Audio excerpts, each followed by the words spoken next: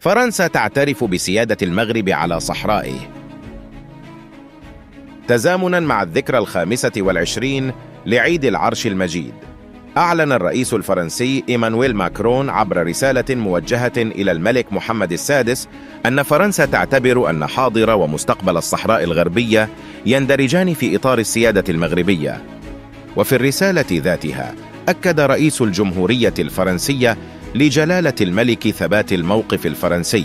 حول هذه القضية المرتبطة بالأمن القومي للمملكة، وأن بلاده تعتزم التحرك في انسجام مع هذا الموقف على المستويين الوطني والدولي. وتحقيقاً لهذه الغاية، شدد الرئيس إيمانويل ماكرون على أنه بالنسبة لفرنسا فإن الحكم الذاتي تحت السيادة المغربية يعد الإطار الذي يجب من خلاله حل هذه القضية، وأن هذا المخطط يشكل من الآن فصاعداً الأساس الوحيد للتوصل إلى حل سياسي عادل مستدام ومتفاوض بشأنه طبقاً لقرارات مجلس الأمن التابع للأمم المتحدة.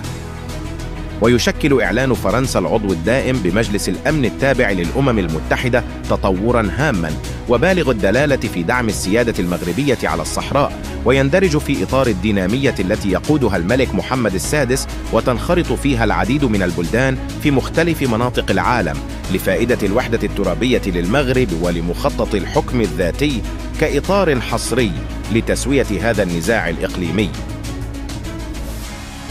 وأكد عدد من المحللين السياسيين والخبراء الدوليين أن الموقف الفرنسي الرسمي تجاه قضية الوحدة الترابية يأتي في ظرفية تتسم باتفاق مختلف الدول الشقيقة والصديقة حول عدالة قضية المغرب، وذلك بفضل حنكة الدبلوماسية الملكية التي استطاعت إقناع كبريات العواصم العربية والإفريقية والأوروبية وكذا الأمريكية بأن المغرب في صحرائه وأن الصحراء في مغربها، كما يعتبر الموقف الفرنسي إلى جانب مواقف الدول الأخرى انتصاراً للحقيقة التاريخية والشرعية القانونية.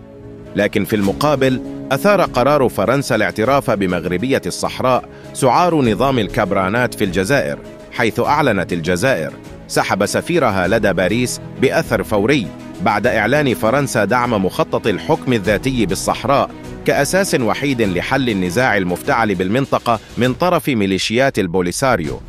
ما يؤكد حسب العارفين بخبايا العلاقات الدولية بأن الكابرانات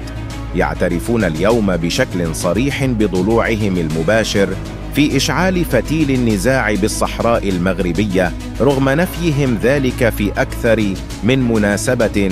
وبأنهم الطرف الحقيقي والأصلي في النزاع المفتعل طيلة 50 سنة.